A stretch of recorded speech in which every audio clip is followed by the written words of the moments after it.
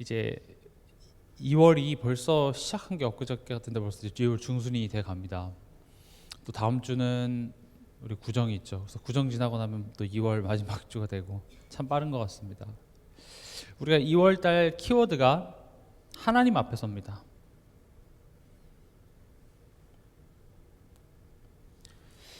하나님 앞에서라는 키워드가 주어졌으면 그럼 하나님 앞에 선다는 게 뭐지? 라는 질문을 꼭 하셔야 됩니다.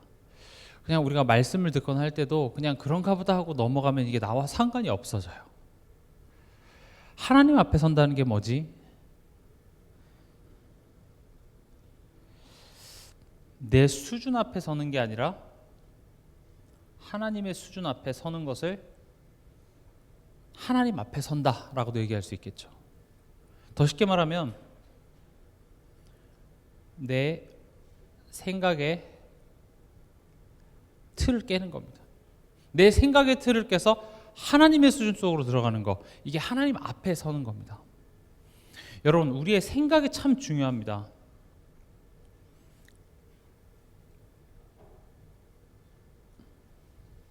우리의 생각. 잠언에도 우리의 생각을 지키라고 얘기했습니다. 성령 하나님께서도 우리의 마음과 생각을 지키신다 이렇게 얘기했습니다. 생각이 너무 중요합니다. 이게 우리가 이렇게 어떤 생각에 딱 갇히는 순간 문제가 시작이 되는 거예요.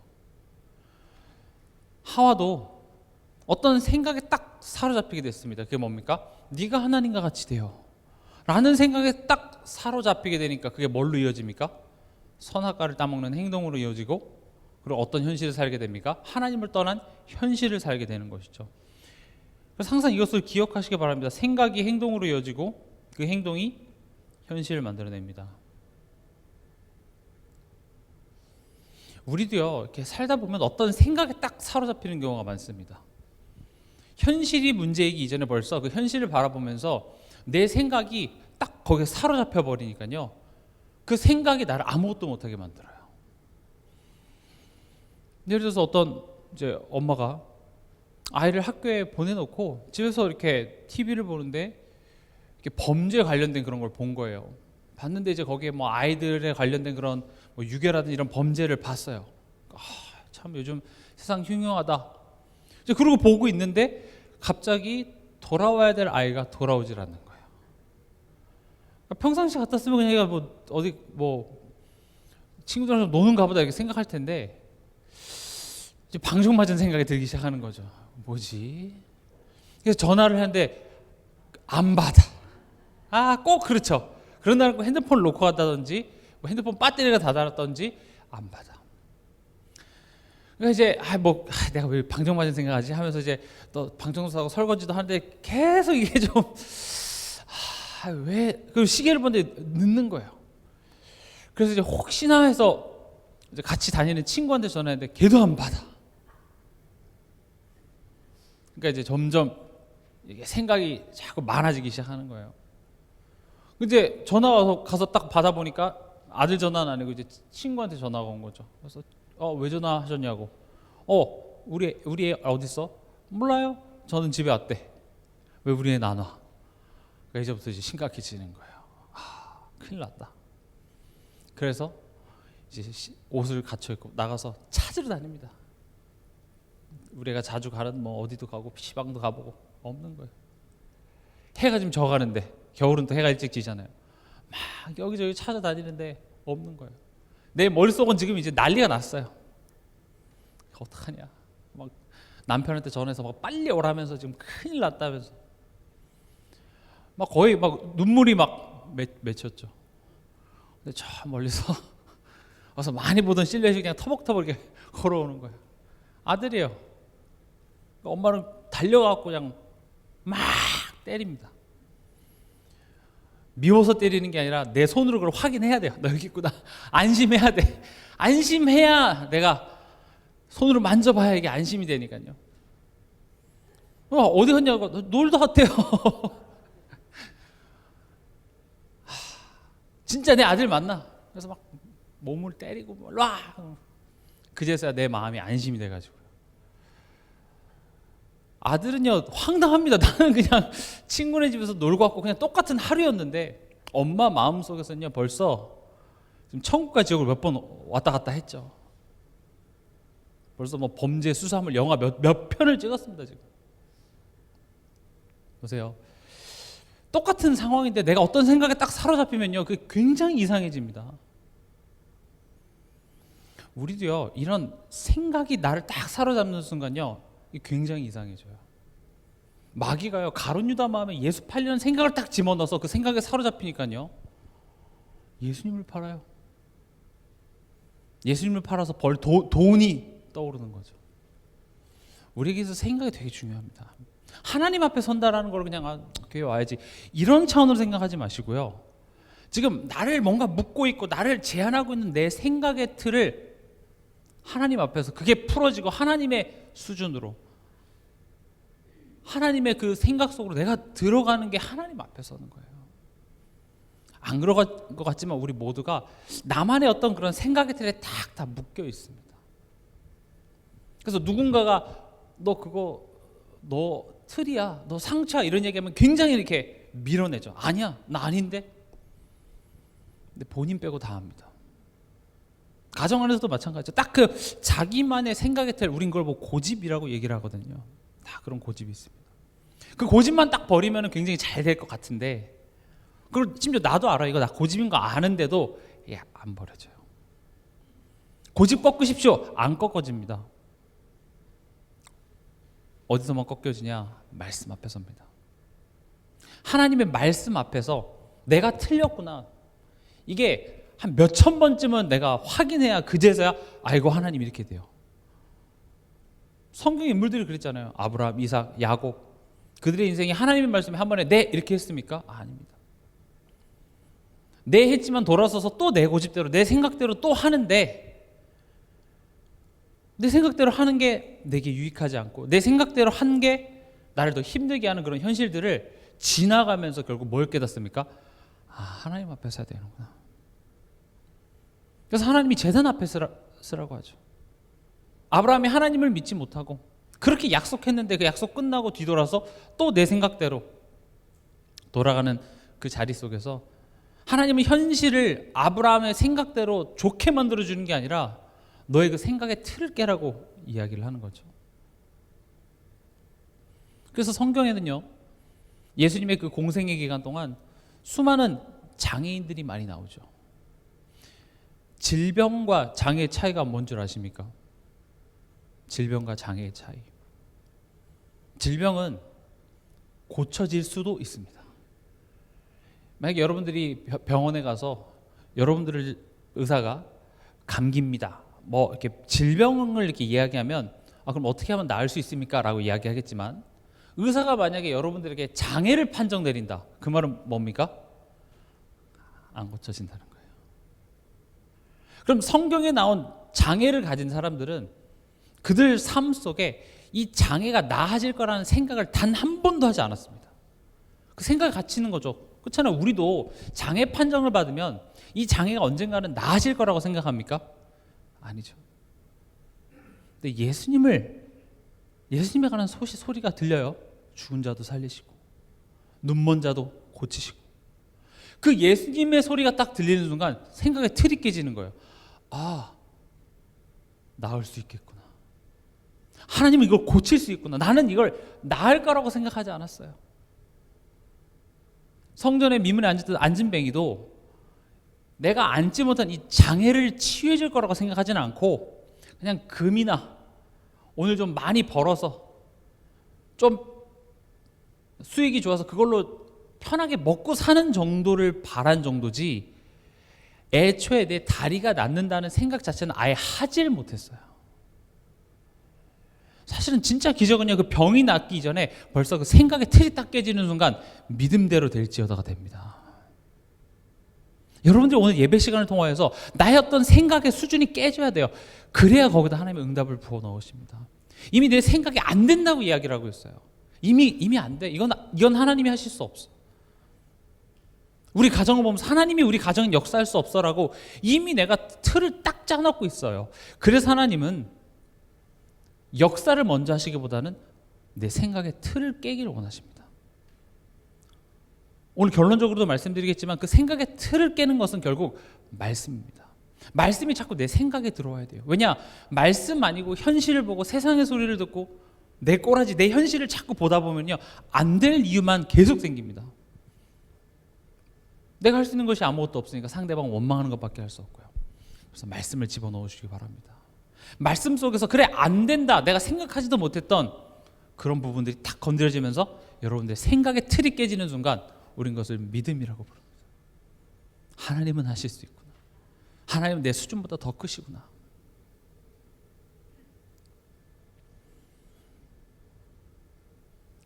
그래서 하나님 앞에 선다라는 것은 내 생각의 틀을 깨고 하나님의 수준 속으로 들어가는 것이다. 어떻게 그렇게 할 수 있냐? 내 생각에 하나님의 말씀을 집어넣으라는 겁니다. 그럼 오늘 본문으로요, 자주 묻는 질문들입니다. 부정적인 생각이 불신앙인가? 우린 이거 굉장히 혼동하는 경우가 많습니다. 불신앙하지 마세요 하면 그 불신앙이 단순히 뭐 안 된다라고 이야기하는 그런 부정적인 생각이 불신앙이라고 우린 많이 생각합니다. 물론 부정적인 생각이 대부분 불신앙인 경우가 많겠지만요. 근데 만약 부정적인 생각이 불신앙이라면 이런 논리가 가능해집니다. 만약 부정적 생각이 불신앙이라면 그럼 긍정적인 생각이 뭐가 됩니까? 신앙이 되겠죠. 이 논리가 가능해지잖아요. 긍정적으로 생각하는 게 신앙이다. 뭐 맞지 않습니까? 긍정적으로 생각하는 게. 그럼 제가 쉬운 예를 들어볼게요. 여러분들의 친구가 또 여러분들의 배우자가 싱글벙글 이렇게 와가지고 이렇게 컴퓨터용 사인펜으로 뭐 이렇게 찍는 거예요. 보니까 로또를 사갖고 왔어요. 그래서 로또가 당첨될 걸 난 믿는다는 거죠. 믿는 자에겐 능치 못함 없네. 그래서 로또를 탁 찍으면서 난 될 것이라 믿는다. 평상시에 믿음도 없어 보였던 내 남편의 눈빛이 촉촉해지면서 믿는다는 거죠. 그러면서 그 로또를 경건한 마음으로 이렇게 찍고 있어요. 어떻습니까? 여러분들 보면서 한심해가지고 지금 좋은 소리가 안 나가요. 그러니까 남편이 이제 들은 건 있어서 이렇게 얘기하는 거죠. 불신앙하지 마. 불신앙하지 마. 나는 된다고 믿어. 당신은 믿음이 안 좋아. 교회 이렇게 막 열심히 다녀도 이 로또 앞에서 믿음도 없냐면서 우리 나를 막 가르쳐드리죠. 어떻습니까?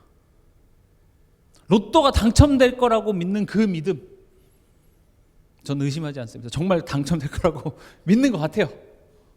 이거보다 더 뜨거웠던 적이 없어. 누가 봐도 그건 좋은 믿음이 아니라고는 아는데 그게 왜 좋은 믿음이 아닙니까? 그러면 우리가 지금 교회 와서 하나님 하고 제발 하는 그 모든 내용이 사실 같은 결 아니에요? 이거 되게 해주세요, 이거 낫게 해주세요. 근데 로또를 딱 얘기하는 순간 그건 좀 이렇게 얘기가 되죠. 그러니까 우리가 불신앙이 뭔지가 빨리 이렇게 정리가 되지 않으면요, 사실 우리도 그냥 그 신앙이라는 것을 뭔가 다 잘 될 거야, 좋은 쪽으로 생각하는 게 신앙이라고 생각합니다. 좋은 쪽으로 생각하는 것은요, 교회를 다니지 않아도 세상 사람들도 많이 해요. 긍정적으로 생각하고, 불교에서도 그 잘하더라고요. 좋게 생각하는 거. 결국 신앙이냐 불신앙이냐, 이 신앙에 대한 이해가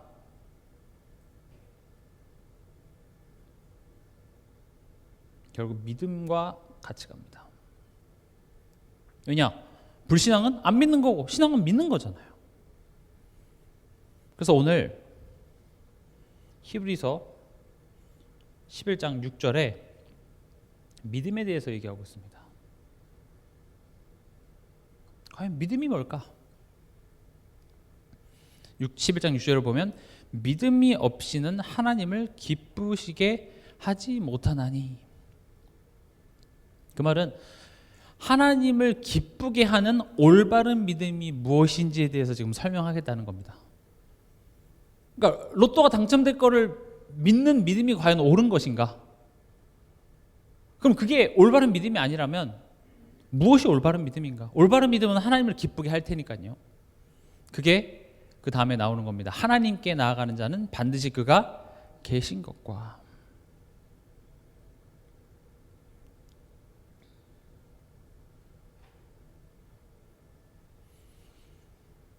신앙이라는 것은 하나님이 계신 것을 믿는 겁니다. 지금 여기 보세요. 하나님께 나아가는 자는 하나님이 계신 것을 믿음으로 나아가라고 이야기를 하고 있어요. 이 말은 다시 말하면 단순히 하나님의 존재를 믿으라는 내용은 아닙니다. 애초에 하나님의 존재가 확실하지 않다면 하나님께 나아가지도 않겠죠. 너네가 하나님 앞에 나올 때 하나님이 계시다는 사실을 믿음으로 나와 라는 말은 단순히 어떤 존재적으로 하나님이 계시냐 안 계시냐 지금 그런 차원의 내용이 아니라 지금 이 사건, 이 상황, 이 문제, 이 실패, 이 혼란 속에서도 하나님이 계심을 생각하는 것을 이야기를 합니다. 우리는 때로는요 이렇게 문제가 너무 커 보여서 하나님이 보이지 않을 때가 많습니다. 광야를 가는 이스라엘 백성들에게도 물 없는 문제가 너무 커 보여서 10가지 재앙으로 출애굽하시고 홍해를 가르신 그 하나님이 보이지가 않았어요. 하나님이 계시다라는 것은 부정하지는 않나 지금 이 상황 속에 하나님이 계시다라는 것을 생각하지 못했다는 것이죠. 믿음이라는 것은요, 신앙이라는 것은 지금 이 상황 속에 하나님이 계시다라는 것을 내가 인지하는 거예요. 다시 말씀드립니다. 신앙이라는 것은 다 잘 될 거야 이렇게 얘기하는 것이 아니라 이 안에 지금 하나님이 계시다라고 내가 생각하고 고백하는 겁니다. 앞서 설명드렸던 것처럼 결국 나의 생각이 행동으로 이어지잖아요. 그래서 여러분들 이번 한 주간 고백해 보시기 바랍니다.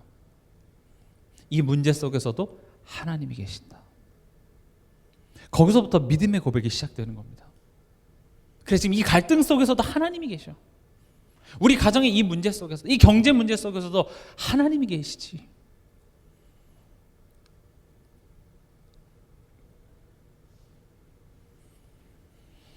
뭐가 불신앙이야? 하나님을 배제한 해석이 불신앙이 됩니다. 무슨 말이죠? 이 상황 속에 지금 하나님이 할 수 있는 건 아무것도 없다. 하나님은 무능력하시다라고 믿는 자같이 지금 우리 이 상황을 해석하고 있습니다. 하나님이 지금 이 상황 속에서 아무것도 할 수 없다고 생각하니까 나는 좌절하고, 하나님이 지금 이 상황 속에서 아무것도 할 수 없다고 생각하니까 모세를 돌로 쳐 죽이려고 그랬고, 우리를 여기서 죽이려고 무덤이 없어서 우리를 여기까지 데리고 나왔냐라고 불평을 했죠. 하나님을 배제한 해석, 하나님이 지금 내 삶을 통치하고 인도하신다는 사실을 전혀 모르는 자같이 이 상황을 바라보는 해석은 아무리 긍정적이어도 그것은 믿음이 아닙니다.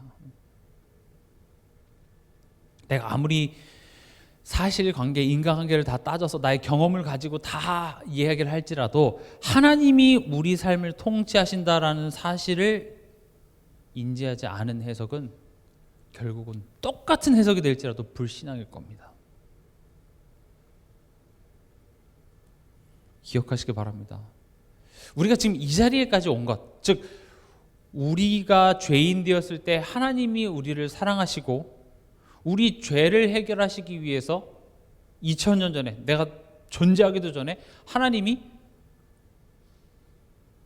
자기 아들 예수 그리스도를 십자가에 못 박으사 우리를 위한 구원의 길을 여시고 우리의 죄 문제를 해결하시고, 거기서 끝나는 게 아니라 우리를 또 자녀까지 삼아서 오늘 이 자리에까지 이끄신 것은 우연이 아니라 하나님의 섭리와 하나님의 통치 속에 우리는 오늘도 살고 있어요.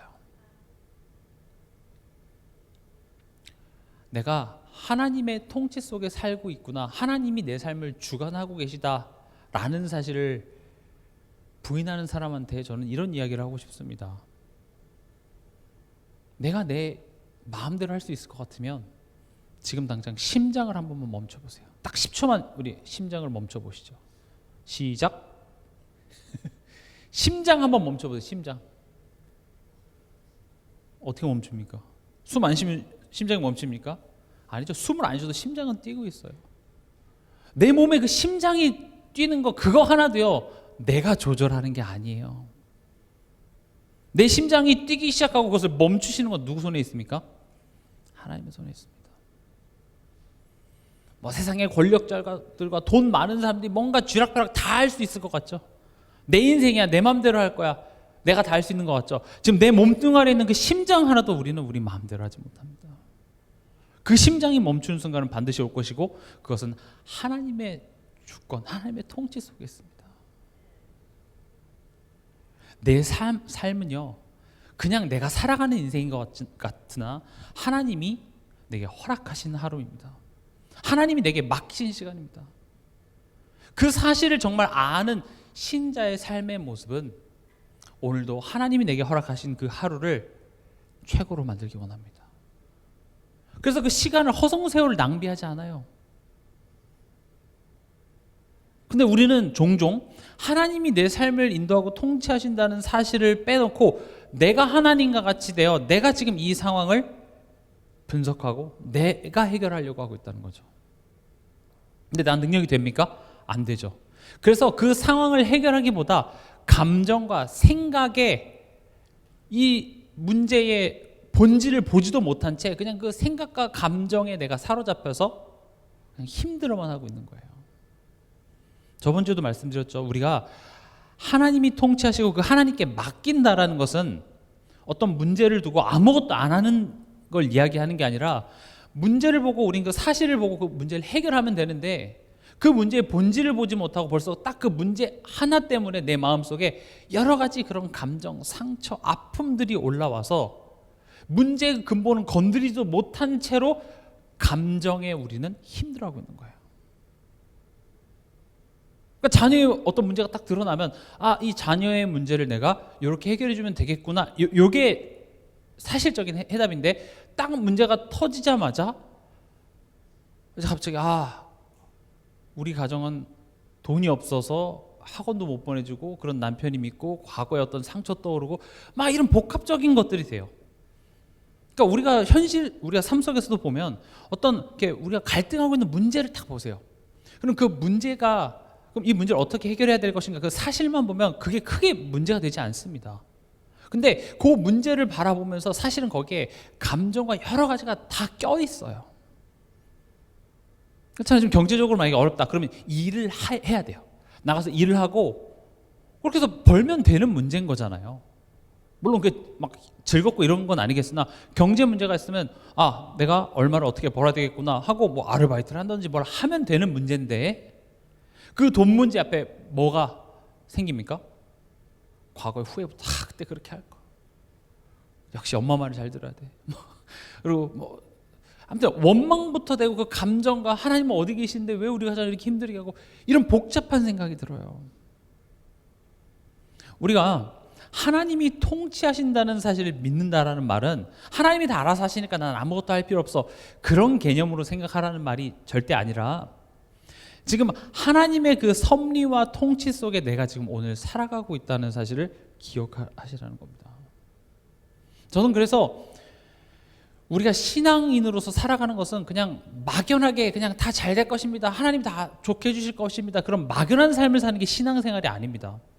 진짜 신앙인일수록요 굉장히 성실하고요 내가 해야 될 일을 하고요 굉장히 상식적이게 됩니다. 오늘 내게 주어진 그 하루를 성실하게 사는 것이 그게 믿음 좋은 거예요. 오히려 그 삶 속에서 불신앙과 상처와 그런 힘든 현실로부터 도피하고 싶어하는 그런 모양들이 세상 사람들한테는 게으르고 나태한 모습으로 나타나요. 세상 사람들한테는 또 같이 사는 사람들한테는 그게 믿음으로 보이지 않고 요행으로 보여요. 자녀가 공부 안 하고 내일 시험 잘 보게 해주세요 하는 기도를 보면서 그게 말이 되냐? 라고 우린 지적할 수 있지만 그럼 나는요? 그렇잖아요. 우리 가정에 예를 들어서 경제 문제가 생겼어요. 그럼 왜 경제 문제가 생기지? 어쩌면 내가 이 경제적인 부분에 대해서 내가 갱신해야 될 건 아닌가? 근데 그런 건 안 하고 불평만 하고 있어요.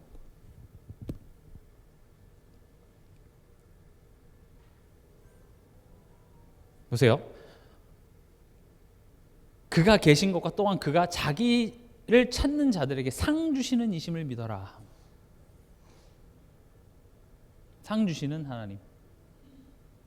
이 말은요, 하나님이 어떤 분인지 아는 것, 이게 신앙이라는 겁니다.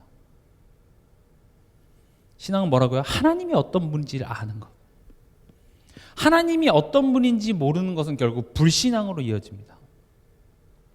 우리가 성경에서 잘 아는 그 믿음의 고백을 했던 두 명의 사람이 있는데 그게 여호수아와 갈렙이죠. 12정탐꾼이 똑같은 현장을 보고 와서 10정탐꾼이 했던 고백과 두 정탐꾼이 했던 고백은 달랐죠. 근데 여호수아와 갈렙의 고백이 뭐였습니까? 그들은 우리의 밥이다. 10정탐꾼은 우리는 그들에게 있어서 메뚜기와 같다. 굉장히 똑같은 걸 보고 상반된 고백을 했죠. 여호수아와 갈렙의 고백이 믿음의 고백인 이유는 그게 긍정적이어서가 아니라 하나님이 어떤 분이신지를 아는 믿음에서 비롯된 고백이었기 때문에 우리는 그걸 믿음의 고백이라고 합니다. 하나님은 어떤 분이셨습니까?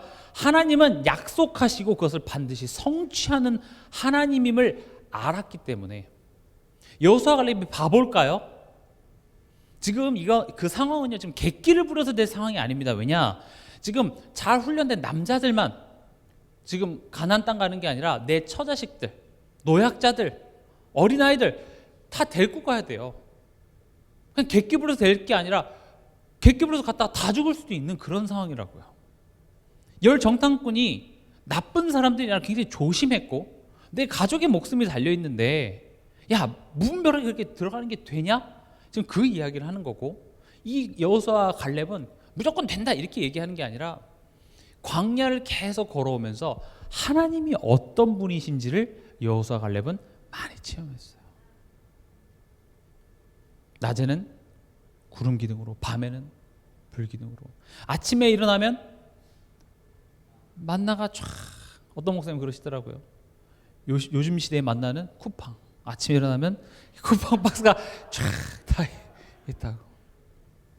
그때 당시 이제 만나죠. 만나가 쫙, 고기 먹고 싶다 그러면 메추라기 바닥에다 죽게 만들어, 자살하게 만들어 입에 고기 먹게 하시고. 야, 여호수아 갈렙은 매일매일이 야, 하나님은 약속한 걸 지키시는구나. 진짜 우리를 약속의 땅으로 인도해 내시겠구나. 그 믿음에서 이 현실을 봤더니 이게 다르게 보였다라는 것이죠. 하나님이 어떤 분이신지를 아는 것. 근데 포인트는 뭐냐면 우리는 하나님이 어떤 분이신지를 알려고 하지 않습니다. 무슨 소리세요? 너 하나님 어떤 분인지 알고 싶은데요. 우리가 삶 속에서 내 소원, 내 바람, 내 목표, 내 삶은 있지만 하나님이 내 인생을 통해서 뭘 목표하고 뭘 하고자 하시는지 우린 궁금해하지 않습니다. 이 문제를 통해서 하나님 나를 어떻게 빚어나가시려고 지금 이 문제를 허락하십니까? 하나님 이 문제를 통해서 내게 지금 무슨 말씀을 하려고 하십니까? 이게 하나님을 알고자 하는 거거든요. 그렇잖아요. 우리가 누구랑 야 우리 대화 좀 해 했을 때 너 왜 이때 이렇게 했어? 하면서 그 상대방의 의도를 대화로서 풀어나가야 되는데 내 주장만 하면 그건 대화가 안 돼요. 근데 내가 하나님께 대하여서 어떻게 하고 있는지 한번 생각해 보자는 거죠. 지금 내 현실의 문제를 가지고 내가 정말 하나님이 뭘 하고자 하시는지 질문하고 계십니까? 우린 그냥 예전에 세계복음화 이렇게 얘기하겠다고요. 근데 꼭 기억하시기 바랍니다. 하나님은요, 나에게 관심이 있어요. 내게 가장 좋은 걸 주시기 원해요. 내게 상 주시는 주님이라고 얘기했잖아요. 다시 말하면 우리 아까 서론에도 얘기했죠. 내 생각을 깨트리고 내가 하나님이 원하는 그 한 사람으로 서는 것에 하나님은 모든 관심이 있기 때문에 하나님 내 인생에 뭘 담기 원하십니까? 내가 뭐가 변하기 원합니까? 내가 뭐가 깨져야 됩니까? 이런 질문들을 하는 것이 하나님에 대해서 알려고 하는 것의 시작이 되는데 우리는 하나님을 알려고 하지 않습니다. 그걸 성경에서는 우상숭배 이렇게 얘기합니다. 응? 무슨 소리세요? 우상숭배는 나무에 절하고 돌에 절하는 게 우상숭배 아닌가요? 애초에 우상은 왜 만들죠? 우상을 만드는 이유는 하나님이 내가 달라는 거 안 줘서 만드는 거예요. 하나님이 내가 원하는 거 안 줘서 만드는 게 우상이라고요. 하나님이 뭘 원하시는지 내가 잘 모르겠고 자꾸 뭐 이렇게 선지자 통해서 말하는 거 귀찮아. 그래서 만드는 게 뭐예요? 형상우상이에요. 특별히 하나님이 형상우상을 만들지 말라고 했습니다. 왜 그랬어요? 형상우상은 말을 하지 않아요. 더 이상 내게 말하지 마세요. 그러니까 우리 신앙도 그렇지 않습니까? 특히 요즘 신앙이 더 그렇죠. 교회에서 나한테 불편한 얘기하는 거 싫어. 그냥 내가 필요할 때 갈게. 내가 원할 때 나 기도해. 나 필요할 때 힘들 때는 하나님 기도해. 근데 신앙에 진짜 중요한 것은 하나님이 내게 말씀하시는 걸 듣는 겁니다. 원래 인간과 하나님과의 관계는 하나님은 말씀하시고 인간은 그것을 듣고 기쁨으로 순종하는 이 관계가 원래 인간은 하나님과 함께 살 때 행복이 있었습니다. 그 관계의 모습이에요. 듣지 않으면 나만 말하면 그걸 보고 우상숭배라고 얘기합니다. 성경은 말하지 않는 신입니다. 나만 말하고 있습니다. 들어야 됩니다.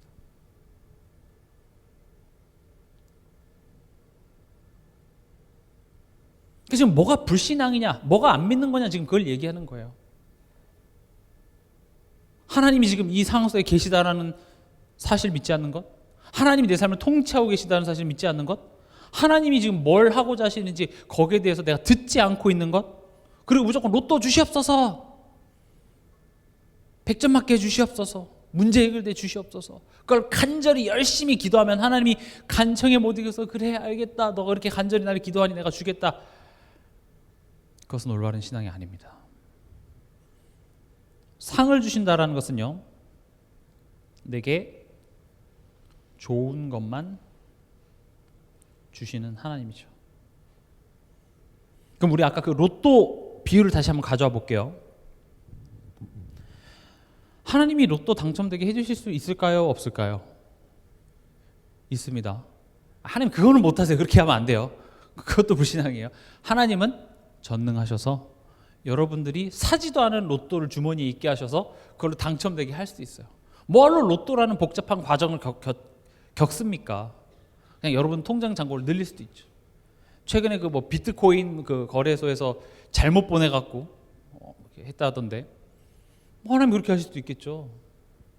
근데 하나님의 관심은 내가 잘 되는 겁니다. 그래서 내게 좋은 것만 주는데 포인트는 뭐냐? 내게 좋은 거예요. 내게. 아이가 지금 이 게임기를 사줬으면 너무 행복하고 좋겠는 거예요. 그러나 부모는 그걸 사주지 않습니다. 왜요? 그게 너한테 유익하지 않아. 만약 로또를 당첨되게 해주면 그 사람은 어떻게 생각하겠습니까? 그래, 내가 이 돈을 가지고 주의 일을 위해서 써야지. 다 그렇게 하실 거예요. 알아요. 저도 제가 말씀드렸나요? 같이 운동하는 친구가 복권 한 장을 저한테 주더라고요. 전 복권을 사본 적이 없어요. 복권을 주면서 선물이에요. 새해니까 선물을 준 거예요. 당첨되면 저 얼마 줄 거예요? 그래서 뭐 반 드릴게요 하고 이제 긁으려고 하는데 좀 기대가 되긴 하더라고요. 속으로. 아 그래, 이걸 내가 빨리 우리 교회 건축 헌금도 하고 뭐 그런 생각을 하고 했는데 꽝이더라고요. 왜냐? 하나님이 나를 알아요. 요거 긁어서 당첨돼서 정말 내가 주의 일을 위해 썼다 해도 그 다음에 내가 뭐 할까요? 남은 돈으로? 또 로또 사겠죠. 일을 열심히 하기보다 뭘 하겠어요? 로또 사겠죠. 하나님 지난번에 기억하시죠? 또 일어나게 해주시옵소서. 우리가 만약 하나님이 그렇게 경제 축복을 부어주실 것입니다. 근데 그게 내가 그것을 감당하고 그것을 하나님이 원하시는 대로 우리가 잘 관리할 능력이 되면 하나님께서 그것을 맡기시겠지만 안 주신다는 건 뭐예요? 나는 널 알아, 이거예요. 지금 내게 유익한 게 뭐냐? 하나님이라니까요. 보세요. 여기 이 오늘 본문에 보면 하나님께 나아가는 자는 반드시 그가 계신 것과 또한 그가 자기를 찾는 자들에게 상 주신대요. 그러면 내게 유익한 것은 하나님을 찾는 자가 되는 거예요. 하나님을 찾는 것이 내게 유익한 겁니다. 왜냐? 그게 원래 인간의 모습이에요. 나를 위한 것, 내게 좋은 것, 내게 유익한 것은 하나님입니다. 나무가 그 물을 찾아 이렇게 쭉쭉쭉 뻗어가는 것이, 그 나무는 하나님이 그렇게 창조하셨죠. 물이 내게 유익하기 때문에 물을 찾아갑니다. 뿌리가. 인간은 하나님과 그 관계 속에 있을 때만이 인간은 참된 행복이기 때문에, 그게 유익하기 때문에 우리가 삶 속에서 하나님을 찾는 자가 되는 것이 우리에게 유익합니다.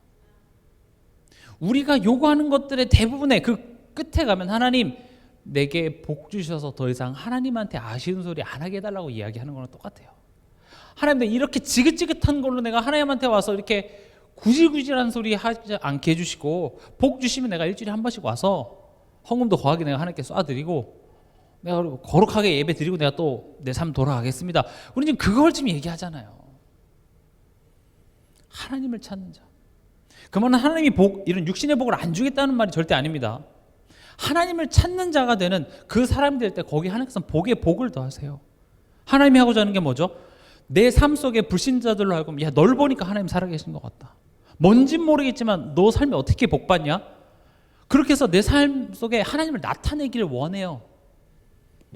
근데 무슨 그런 물질은커녕 가정 안에서 엄마를 보며 아빠를 보며 하나님이 살아계신 것 같다. 그것조차도 우리 잘 안 되잖아요. 그래서 거기서부터 시작하는 거예요. 하나님을 찾아야 돼요.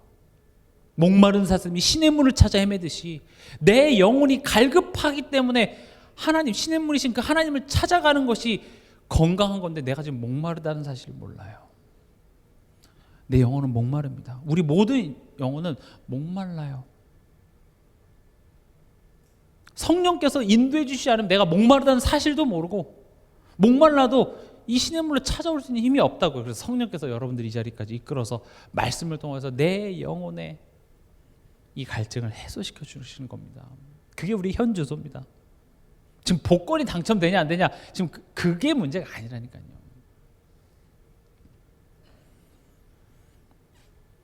하나님은 나를 사랑하십니다. 하나님은 나를 위하십니다. 근데 지금 내가 생각하는 나를 위한다고 선택하는 것이 그 내게 유익하지 않기 때문에 하지 말라는 겁니다. 창세기도 보면 네피림 시대에 내 눈에 보기 좋은 대로, 내가 원하는 대로 여자들을 아내로 삼았다 그랬죠. 그 말은 못생긴 여자랑 결혼해라 이런 말이 아니죠. 네가 원하는 거 하지 마, 금욕주의로 빠져라, 그런 말이 아니라 너가 원하는 것, 너 생각엔 그게 내게 유익하다고 생각하는 것이 사실 너에게 유익하지 않아. 그래서 하나님 우상 숭배하지 말라고 합니다. 그냥 하나님 질투가 나가지고 그냥 나 말고 다른 거 섬기면 벌 준다 이런 개념이 아니라 그게 내게 유익하지 않기 때문에 그렇습니다. 이번 한 주간 여러분들이 알겠어요. 그럼 뭘 어떻게 하라고요? 질문할 수 있겠죠.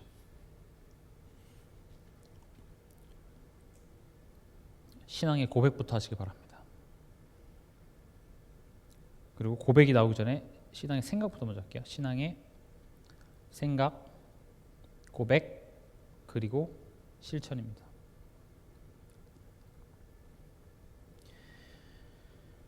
앞서 설명드렸던 것처럼 제가 자주 강조드리죠. 내 스스로를 돌아봐야 된다. 내 자신을 성찰해야 된다.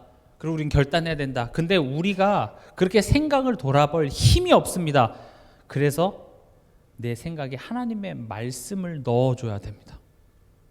말씀이 없으면요, 스스로를 돌아볼 힘이 없습니다. 원망만 될 겁니다. 현실만 보일 겁니다. 말씀이 내 생각 안에 자꾸 들어줘야 돼요. 최소한 내가 열받고 짜증나고 화가 나고 내가 야마가 돈다 그러죠. 야마가 돌았을 때 성경 구절 한 구절 정도는 내가 생각나는 게 있어야 돼요. 그게 없으면 뭐가 내 생각을 바꾸겠습니까? 그렇죠? 적어도 이번 주에 강단 메시지에 뭐라고 하셨지, 제목은 뭐였지 정도가 떠올라야죠. 내 생각에 하나님의 말씀이 없으니까 어떻게 거기서 내 생각을 틀을 깨고 뭘 하겠어요. 그게 없이 그냥 한 주간 동안 그 생각에 갇혀서 지내오니까 하나님이 내 삶 속에 역사 안 하셨는데, 역사 안 하시는 하나님 뭘 믿어요? 그러니까 난 굳이 예배 선택 안 하는 거예요. 예배를 그냥 안 나오는 것 같지만요, 사실은 어떤 생각에서부터 그런 예배 안 나오는 걸 선택했죠? 하나님 내 삶 속에 역사 안 하셔. 하나님은 무능력해. 하나님이 내 삶 속에 하는 거 아무것도 없어 라는 그 불신앙의 믿음이 확고했기 때문에 나는 예배 안 오는 거예요. 그 시간에 물론 뭐 생업이라든지 그 어쩔 수 없는 그런 상황들이 있겠지만 그것과 상관없이 그 시간에 내가 누워서 테레비 보고 있는데 그 시간에 예배 얼마든지 갈 수 있거든요. 내가 다리가 부러진 것도 아니고 아픈 것도 아니고 폭소리 내서 못 가는 것도 아니고. 근데 내가 그 시간에 TV를 본다라는 것은 하나님이 내게 주시는 기쁨보다 나는 이 TV가 내게 주는 휴식이 내겐 더 유익하다고 나는 이미 생각하고 믿고 있기 때문에 그 행동이 나오는 겁니다. 그럼 나는 어떤 행동들을 하고 있는지 보세요. 그리고 그게 결국 현실로 이어집니다. 그래서 하나님은 거기서 돌이키시기 위해서 나의 현실을 좋게 바꿔주는 것이 아니라 힘든 현실들을 그대로 허락하십니다. 근데 우리는 어떻게 해요? 그 마음에 안 드는 현실을 불평한다고요. 근데 하나님 뭐라고 얘기해요? 그 현실은 그냥 이루어지는 것이 아니라 너의 생각에서부터 비롯됐어. 너의 행동에서부터 비롯됐어. 그럼 내가 무슨 생각을 하고 있는지, 내가 어떤 행동을 하고 있는지를 돌아봐야 되는데 안 돼요. 왜냐? 그렇게 오랫동안 타성에 젖어서 살아왔기 때문에. 그래서 내 생각에 말씀이 들어가서 말씀 앞에서 내 생각이 깨져야 돼. 아, 내가 잘못 생각했구나. 내가 나 고집 속에 갇혀 있었구나. 그리고 뭔가 어제와 다른 새로운 행동을 해야 뭔가 변화가 일어날 거 아니겠습니까? 맨날 자기 전에 과자 3개 먹던 사람이 과자 2봉지를 먹어야 그래도 조금 살이 빠지지 않겠습니까? 그냥 잤는데 그래도 팔굽혀펴기 2개라도 한 사람과 안 한 사람과 차이가 날 수밖에 없는 것처럼 내 삶 속에 일단 하나님의 말씀이 들어가야 됩니다. 그리고 앞서 설명드렸던 것처럼 고백하시기 바랍니다.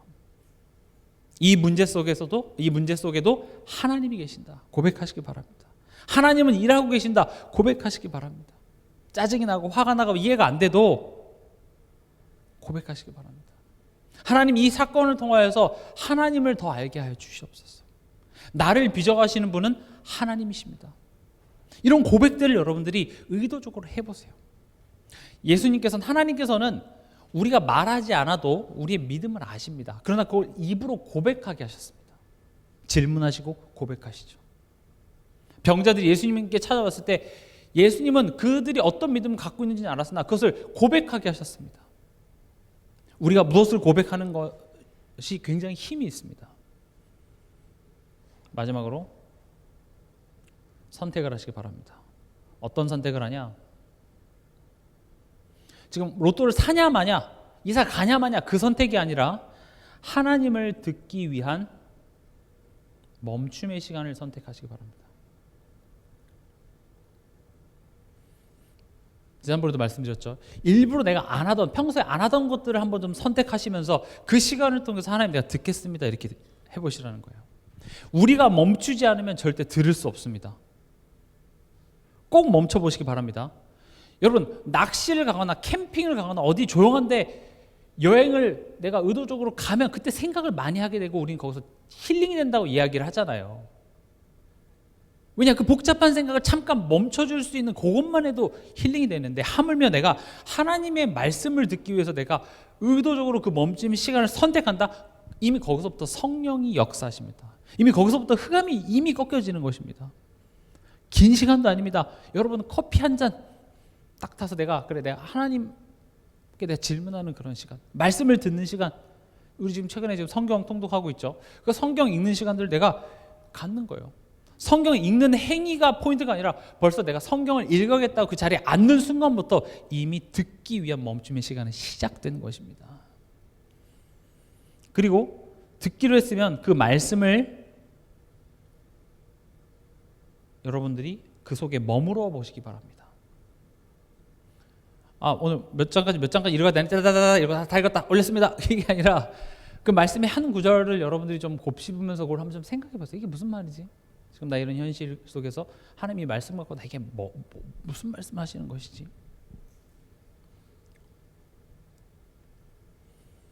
이런 선택을 꼭 해보시기 바랍니다. 우리가 이런 선택을 하지 않으면 우리는 아마 회피하고 순간적인 기쁨을 주는 것들을 계속 선택할 것이고, 결국 우리 삶 속의 열매가 내가 어떤 생각을 하고 있는지가 열매로 맺혀질 것입니다. 말씀을 맺겠습니다.